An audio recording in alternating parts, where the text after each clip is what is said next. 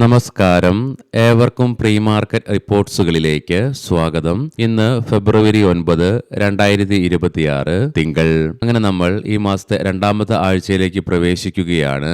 കൂടാതെ വെള്ളിയാഴ്ച നമ്മുടെ മാർക്കറ്റ് അടച്ചതിന് ശേഷം യുഎസിൽ നിന്നും പ്രസിഡന്റ് ട്രംപിന്റെ ഭാഗത്ത് നിന്നും ഇന്ത്യയും യുഎസും തമ്മിലുള്ള ഇടക്കാല ട്രേഡ് ഡീലിന്റെ ഭാഗമായിട്ട് 50% എന്ന താരിഫിൽ നിന്നും 18% ഇന്ത്യൻ താരിഫ് കുറച്ചതോടുകൂടി അമേരിക്കയിൽ ഫെബ്രുവരി 7 വെളുപ്പിനെ 12:01 AM കൂടി തന്നെ വെട്ടിക്കുറച്ച താരിഫുകൾ നിലവിൽ വന്നു തുടങ്ങി. അതായത് റഷ്യൻ ഓയിലിന്റെ വ്യാപാരവുമായി ബന്ധപ്പെട്ടുള്ള 25% അഡീഷണൽ താരിഫിന്റെയും റെസിപ്രോക്കൽ താരിഫിൽ നിന്നും 7% വെട്ടിക്കുറച്ചുകൊണ്ട് 18% നിലനിർത്തുകയും ഉണ്ടായതിന്റെ ഫലം അതുകൊണ്ട് തന്നെ ഇന്ത്യക്ക് കിട്ടി തുടങ്ങുകയുമുണ്ടായി. അവയുടെ ഒരു പ്രതിഫലനം ഇന്ന് നമ്മുടെ മാർക്കറ്റിൽ കണ്ടു തന്നെ അറിയേണ്ടതായിട്ടുമുണ്ട്. എന്നിരുന്നാൽ കൂടിയിട്ടും യുഎസ് പ്രസിഡന്റിന്റെ ഭാഗത്ത് നിന്നും ഇന്ത്യ റഷ്യയുമായിട്ടുള്ള ഓയിൽ വ്യാപാരം നിർത്തിയെന്നുള്ള അവകാശവാദം വന്നെങ്കിൽ കൂടിയിട്ടും ഇന്ത്യയുടെ ഭാഗത്ത് നിന്നും ഇതിനനുകൂലമായോ പ്രതികൂലമായോ ഒരു പ്രതികരണവും ഇതുവരെ വരികയും ഉണ്ടായില്ല. ഇന്നത്തെ നമ്മുടെ മാർക്കറ്റിലേക്ക് വന്നു കഴിയുമ്പോൾ കഴിഞ്ഞ ദിവസം അതായത് വെള്ളിയാഴ്ച ഓട്ടോ, IT, ഫാർമ സ്റ്റോക്കുകളിൽ സെല്ലിംഗ് പ്രഷർ അനുഭവപ്പെട്ടെങ്കിൽ കൂടിയിട്ടും കൺസ്യൂമർ ഡ്യൂറബിൾസ്, പ്രൈവറ്റ് ബാങ്ക് തുടങ്ങിയ മേഖലകളിലുള്ള സ്റ്റോക്കുകളിൽ അനുഭവപ്പെട്ട ശക്തമായ ബൈങ്ങിന്റെ ഫലമായിട്ട് കൺസോളിഡേഷനോട് കൂടിയിട്ടാണെങ്കിലും നേരിയ നേട്ടത്തോടു കൂടി തന്നെ വ്യാപാരം അവസാനിപ്പിക്കുവാൻ ഇന്ത്യൻ മാർക്കറ്റിന് സാധിച്ചു. മാത്രമല്ല വിദേശ ധനകാര്യ സ്ഥാപനങ്ങൾ വീണ്ടും വെള്ളിയാഴ്ച ഇന്ത്യൻ ക്യാഷ് മാർക്കറ്റിൽ 1950.77 കോടി രൂപയ്ക്ക് ബൈങ് നടത്തുകയാണ് ഉണ്ടായത്. അതേസമയം ആഭ്യന്തര ധനകാര്യ സ്ഥാപനങ്ങൾ 1265.06 കോടി രൂപയ്ക്ക് സെല്ലിംഗും നടത്തുകയുണ്ടായി. സ്വാഭാവികമായിട്ടും 4-5 മാസത്തിലേറെ കാലമായി ഇന്ത്യൻ ക്യാഷ് മാർക്കറ്റിൽ വിദേശ ധനകാര്യ സ്ഥാപനങ്ങൾ അതിശക്തമായ സെല്ലിംഗ് ആയിരുന്നു നടത്തിക്കൊണ്ടിരുന്നത്. മാത്രമല്ല കഴിഞ്ഞ വർഷത്തിലുടനീളം ഈ കഴിഞ്ഞ മാസം ജനുവരി വരെ അതിശക്തമായ സെല്ലിംഗ് ആണ് അവരുടെ ഭാഗത്ത് നിന്ന് വരികയും ഉണ്ടായത്.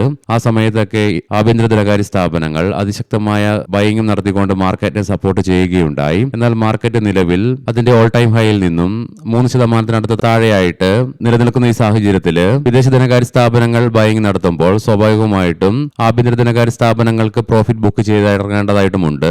അതുകൊണ്ട് തന്നെ ഈ മാസം ഫെബ്രുവരിയിൽ 7 ട്രേഡിംഗ് സെഷനുകൾ വെള്ളിയാഴ്ചയോടുകൂടി പൂർത്തിയായപ്പോൾ 2645.53 കോടി രൂപയ്ക്ക് ഇന്ത്യൻ ക്യാഷ് മാർക്കറ്റിൽ വിദേശ ധനകാര്യ സ്ഥാപനങ്ങൾ നെറ്റ് ബയേഴ്സ് ആയിട്ട് മാറിയപ്പോൾ 2892.14 കോടി രൂപയ്ക്ക് ആഭ്യന്തര ധനകാര്യ സ്ഥാപനങ്ങളും ബൈങ് നടത്തുകയുമുണ്ടായി. ഇന്നത്തെ നമ്മുടെ മാർക്കറ്റിലേക്ക് സ്പെസിഫിക് ആയിട്ട് വന്നു കഴിയുമ്പോൾ അനലിസ്റ്റുകളുടെയും എക്സ്പോർട്ടുകളുടെ അഭിപ്രായങ്ങൾ പ്രകാരം നിഫ്റ്റിക്ക് ഇനി മുന്നോട്ടൊരു പ്രയാണം സാധ്യമാകണമെങ്കിൽ 25,800, 26,000 എന്ന സൈക്കോളജിക്കൽ ലെവലിലും ഒരുപക്ഷെ അതിശക്തമായ റെസിസ്റ്റൻസ് നേരിട്ടേക്കാം. ആയതിനാൽ തന്നെ ഈ രണ്ട് ലെവലുകളും അതിശക്തമായി മറികടന്നുകൊണ്ട് തുടർന്ന് 26,000 എന്ന സൈക്കോളജിക്കൽ ലെവലിന് മുകളിലായിട്ട് നിലനിൽക്കുവാൻ സാധിക്കുകയാണെങ്കിൽ മാത്രമേ നിഫ്റ്റിക്ക് ഇനി മുന്നോട്ടൊരു പ്രയാണം സാധ്യമാവുകയുമുള്ളൂ. അതേസമയം 25,500 എന്ന ലെവൽ നിഫ്റ്റിയെ സംബന്ധിച്ചിടത്തോളം ഡൗൺ സൈഡിലേക്ക് സൈക്കോളജിക്കൽ മാത്രമല്ല ക്രൂഷ്യൽ സപ്പോർട്ട് ആയതിനാൽ തന്നെ ഒരുപക്ഷെ നിഫ്റ്റി ഇന്ന് ഈ ലെവൽ ബ്രേക്ക് ചെയ്യുകയാണെങ്കിൽ സെല്ലിംഗ് പ്രഷറും അനുഭവപ്പെട്ടേക്കാം. പ്രത്യേകം ശ്രദ്ധിക്കുക,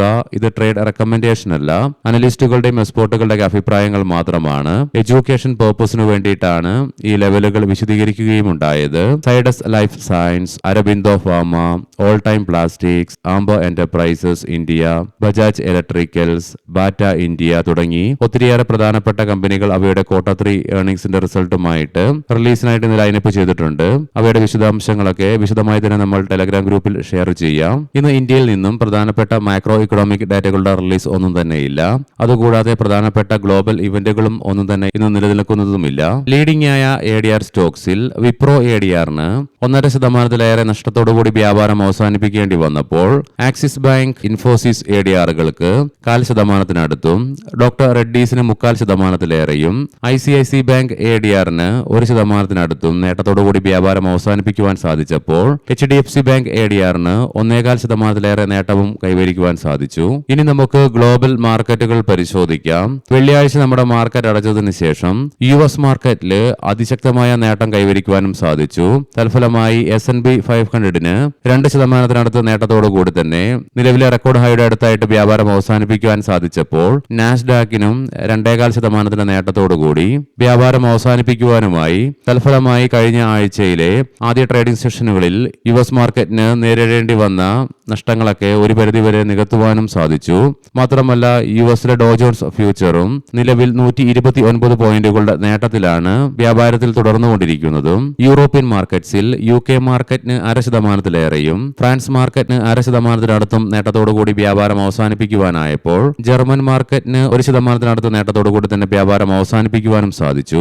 ഏഷ്യൻ മാർക്കറ്റ്സിൽ ജപ്പാൻ മാർക്കറ്റ് 5.25%-ലേറെയും കൊറിയൻ മാർക്കറ്റ് 4%-ന്റെയും നേട്ടത്തോടു കൂടിയിട്ടാണ് ഇന്ന് വ്യാപാരം ആരംഭിച്ചിട്ടുള്ളത്. വെള്ളിയാഴ്ച നമ്മുടെ മാർക്കറ്റ് അടച്ചതിനു ശേഷം ഗിഫ്റ്റ് നിഫ്റ്റി അതിശക്തമായ നേട്ടം കൈവരിക്കുക തന്നെയുണ്ടായി. മാത്രമല്ല യുഎസിന്റെ ഭാഗത്ത് നിന്നും ഇന്ത്യയുടെ താരിഫുകൾ വെട്ടിക്കുറച്ച് അത് നിലവിൽ വന്നതിന് ശേഷം ഇന്ന് ഇന്ത്യൻ മാർക്കറ്റ് ഓപ്പൺ ആകാൻ പോകുന്നതിനാൽ തന്നെ ഇന്നത്തെ നമ്മുടെ മാർക്കറ്റിന്റെ ഓപ്പണിംഗ് റേഞ്ച് കണ്ടു തന്നെ അറിയേണ്ടിയിരിക്കുന്നു. എങ്കിലും നിലവിലെ ഗിഫ്റ്റ് നിഫ്റ്റിയുടെ ഇൻഡിക്കേഷൻ പ്രകാരം ഗ്യാപ്പ് അപ്പ് ഓപ്പണിംഗ് തന്നെയാണ് എക്സ്പെക്ട് ചെയ്യുവാനായിട്ടും സാധിക്കുക. കൊമോഡിറ്റിയിലേക്ക് വന്നു കഴിയുമ്പോൾ ബ്രന്റ് ക്രൂഡിന്റെയും ക്രൂഡ് ഓയിലിന്റെയും വിലയിൽ 1%-അടുത്ത് ഇടിവ് അനുഭവപ്പെടുമ്പോൾ ഗോൾഡിന്റെ വിലയിൽ 1.25%-ലേറെ ഉയർച്ചയാണ് അനുഭവപ്പെടുന്നത്. ബ്രന്റ് ക്രൂഡിന്റെ വില $60.46 പെർ ബാരൽ എന്ന നിലയിലായിട്ടും ക്രൂഡ് ഓയിലിന്റെ വില $63 പെർ ബാരൽ എന്ന നിലയിലുമായിട്ടാണ് വ്യാപാരം നടന്നുകൊണ്ടിരിക്കുന്നത്. ഗോൾഡിന്റെ വില വെള്ളിയാഴ്ച നമ്മുടെ മാർക്കറ്റ് അടച്ചതിന് ശേഷം അതിശക്തമായി ഉയർന്നതിനെ തുടർന്ന് 5000 എന്ന സൈക്കോളജിക്കൽ ലെവലും മറികടന്നുകൊണ്ട് $5031.32 പെർ ബാരൽ എന്ന നിലയിലായിട്ടാണ് നിലവിൽ വ്യാപാരം തുടർന്നുകൊണ്ടിരിക്കുന്നത്. ഇനി നമുക്ക് സ്പെസിഫിക് ആയിട്ട് നിഫ്റ്റിയുടെയും ബാങ്ക് നിഫ്റ്റിയുടെയും ടെക്നിക്കൽസിലേക്ക് പ്രവേശിക്കാം. നിഫ്റ്റിയുടെ PCR 0.86 എന്ന നിലയിലും മാക്സ് പെയിൻ 25,650 എന്ന ലെവലിലുമായിട്ട് നിലകൊള്ളുന്നു. പോസിറ്റീവ് ബയാസിനെയും ലോവർ ലെവൽസിലുള്ള ബൈയിങ് ഇൻട്രസ്റ്റിനെയും സൂചിപ്പിച്ചുകൊണ്ട് ലോങ് ലോവർ ഷാഡോയോട് കൂടിയിട്ടുള്ള ബുള്ളിഷ് ക്യാൻഡിലാണ് നിഫ്റ്റിയുടെ ഡെയിലി ചാർട്ട്സിൽ നിന്നും ദൃശ്യമാകുന്നത്. എങ്കിലും നിഫ്റ്റിക്ക് അതിന്റെ ഷോർട്ട് ടൈം മൂവിംഗ് ആവറേജ് ആയ 10-day EMAക്ക് താഴെയായിട്ട് വ്യാപാരം അവസാനിപ്പിക്കേണ്ടതായിട്ട് വന്നെങ്കിലും മറ്റൊരു ഷോർട്ട് ടൈം മൂവിംഗ് ആവറേജ് ആയ 20-dayയുടെയും മിഡ് ഡേ മൂവിംഗ് ആവറേജ് ആയ 50-day EMA ഉൾപ്പെടെ ബാക്കി എല്ലാ കീ മൂവിംഗ് ആവറേജുകളുടെ മുകളിലായിട്ടും വ്യാപാരം അവസാനിപ്പിച്ച് നിലകൊള്ളുവാനുമായി മാർക്കറ്റിലുണ്ടായ നേരിയ നേട്ടത്തിന്റെ ഫലമായിട്ട് RSIയിലും ഉണർവ് രേഖപ്പെടുത്തിയതിന്റെ ഫലമായി 52.72 എന്ന ലെവലിലേക്കും എത്തിച്ചേർന്നു. വീക്കിലി ഓപ്ഷൻസ് ഡാറ്റ പ്രകാരം 26,000 എന്ന സ്ട്രൈക്കിലാണ് കോൾ സൈഡിൽ ഏറ്റവും കൂടുതൽ ഓപ്പൺ ഇൻട്രസ്റ്റ് കാണുവാൻ സാധിക്കുന്നതെങ്കിലും 25,600 എന്ന സ്ട്രൈക്കിലാണ് ഏറ്റവും കൂടുതൽ കോൾ റൈറ്റിംഗ് നിലവിൽ കാണുന്നത്. അതേസമയം പുട്ട് സൈഡിലേക്ക് 25,500 എന്ന സ്ട്രൈക്കിലാണ് ഏറ്റവും കൂടുതൽ ഓപ്പൺ ഇൻട്രസ്റ്റ് കാണുവാൻ സാധിക്കുന്നതെങ്കിലും അതേ സ്ട്രൈക്കിൽ തന്നെയാണ് ഏറ്റവും കൂടുതൽ പുട്ട് റൈറ്റിംഗും നിലവിൽ കാണുന്നത്. ബാങ്ക് നിഫ്റ്റിയുടെ PCR 0.89 എന്ന നിലയിലും മാക്സ് പെയിൻ 60,000 എന്ന ലെവലിലുമായിട്ട് നിലകൊള്ളുന്നു. നിഫ്റ്റിയുടേതുപോലെ തന്നെ ബാങ്ക് നിഫ്റ്റിയിലും പോസിറ്റീവ് ബയാസിനെയും ലോവർ ലെവൽസിലുള്ള ബൈയിങ് ഇൻട്രസ്റ്റിനെ സൂചിപ്പിച്ചുകൊണ്ട് ലോങ് ലോവർ ഷാഡോയോട് കൂടിയിട്ടുള്ള ബുള്ളിഷ് ക്യാൻഡിൽ തന്നെയാണ് ഡെയിലി ചാർട്ട്സിൽ നിന്നും ദൃശ്യമാകുന്നത്. എന്നാൽ ബാങ്ക് നിഫ്റ്റിക്ക് അതിന്റെ എല്ലാ കീ മൂവിംഗ് ആവറേജുകളുടെ മുകളിലായിട്ടും വ്യാപാരം അവസാനിപ്പിച്ച് തുടരുവാനുമായി RSIയും 55.99 എന്ന ലെവലിലായിട്ടാണ് നിലകൊള്ളുന്നതും. മന്ത്ലി ഓപ്ഷൻസ് ഡാറ്റ പ്രകാരം 60,000 എന്ന സ്ട്രൈക്കിലാണ് കോൾ സൈഡിൽ ഏറ്റവും കൂടുതൽ ഓപ്പൺ ഇൻട്രസ്റ്റ് നിലവിൽ കാണുവാനായിട്ട് സാധിക്കുക. എങ്കിലും 61,300 എന്ന സ്ട്രൈക്കിലാണ് ഏറ്റവും കൂടുതൽ കോൾ റൈറ്റിംഗ് നിലവിൽ കാണാനായിട്ടും സാധിക്കുന്നത്. 60,000 എന്ന സ്ട്രൈക്കിൽ തന്നെയാണ് പുട്ട് സൈഡിലേക്കും ഏറ്റവും കൂടുതൽ ഓപ്പൺ ഇൻട്രസ്റ്റ് കാണുവാൻ സാധിക്കുന്നതെങ്കിലും 59,500 എന്ന സ്ട്രൈക്കിലാണ് ഏറ്റവും കൂടുതൽ പുട്ട് റൈറ്റിംഗ് നിലവിൽ കാണാനായിട്ടും സാധിക്കുക. ഇനി നമുക്ക് ഇന്നത്തെ പ്രധാനപ്പെട്ട സ്റ്റോക്കിംഗ് ന്യൂസുകൾ പരിശോധിക്കാം. മുൻകൂട്ടി ഓർമ്മിപ്പിച്ചുകൊള്ളട്ടെ, ഇത് ഒരു ബൈ ഓർ സെൽ റെക്കമെൻഡേഷൻ അല്ല. JK ടയർ പറയാൻ പോകുന്ന റിസൾട്ടുകളൊക്കെ Q3 consolidated year on year ബേസിസിലാണ്. നെറ്റ് പ്രോഫിറ്റില് 4 ഇരട്ടി വർധനവ് രേഖപ്പെടുത്തിക്കൊണ്ട് 207.7 കോടി രൂപ റിപ്പോർട്ട് ചെയ്തപ്പോൾ റവന്യൂ ഫ്രം ഓപ്പറേഷൻസിലും 15% ഉയർച്ച രേഖപ്പെടുത്തിക്കൊണ്ട് 4,222.9 കോടി രൂപ റിപ്പോർട്ട് ചെയ്യുകയുമുണ്ടായി. കൊട്ടാക് മഹീന്ദ്ര ബാങ്ക് വിദേശ പോർട്ട്ഫോളിയോ നിക്ഷേപക ലൈസൻസ് നൽകുകയും ഇലക്ട്രോണിക് സിഗ്നേച്ചറുകൾ ഉപയോഗിച്ചുകൊണ്ട് അക്കൗണ്ട് തുറക്കൽ പ്രക്രിയ മുഴുവൻ പൂർത്തിയാക്കുകയും ചെയ്യുന്ന ഇന്ത്യയിലെ ആദ്യ കസ്റ്റോഡിയനായി കൊട്ടാക് മഹീന്ദ്ര ബാങ്ക് മാറുകയുണ്ടായി. ഡിഷ് TV ഇത്തവണ കമ്പനിയുടെ നെറ്റ് ലോസ് വർദ്ധിപ്പിക്കുന്ന കാഴ്ചയാണ് കാണുവാനായിട്ട് സാധിക്കുക. കഴിഞ്ഞ വർഷം ഇതേ ക്വാർട്ടറിൽ 47 കോടി രൂപ നഷ്ടത്തിൽ നിന്നും ഇത്തവണ 276 കോടി രൂപയായി നഷ്ടം വർദ്ധിപ്പിച്ചപ്പോൾ കമ്പനിയുടെ ഓപ്പറേറ്റിംഗ് റവന്യൂവിലും 20% ഇടിവ് രേഖപ്പെടുത്തുകയുണ്ടായി. M&M ശേഷി വർദ്ധിപ്പിക്കുന്നതിനായി മഹാരാഷ്ട്രയിൽ 15,000 കോടി രൂപ നിക്ഷേപിക്കുവാൻ കമ്പനി പദ്ധതിയിടുന്നു. Tata steel consolidated net profit പ്രോഫിറ്റില് 9 മടങ്ങ് ഉയർച്ച രേഖപ്പെടുത്തിക്കൊണ്ട് 2730 കോടി രൂപ റിപ്പോർട്ട് ചെയ്തപ്പോൾ റവന്യൂവിലും വർധനവ് രേഖപ്പെടുത്തുകയുണ്ടായി. ജന സ്മോൾ ഫൈനാൻസ് പ്രോഫിറ്റില് 91% ഇടിവ് രേഖപ്പെടുത്തുകയുണ്ടായി.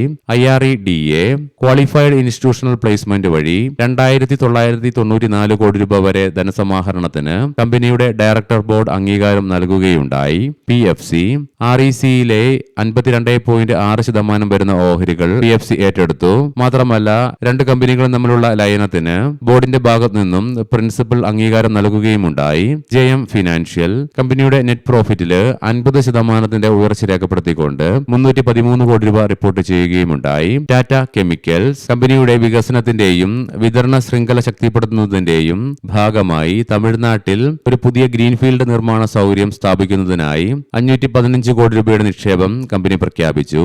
ഏവർക്കും നല്ല ഒരു ട്രേഡിംഗ് ദിനം ആശംസിക്കുന്നു. വൈകുന്നേരം പോസ്റ്റ് മാർക്കറ്റ് റിപ്പോർട്ട്സുമായി കണ്ടുമുട്ടാം. നന്ദി, നമസ്കാരം.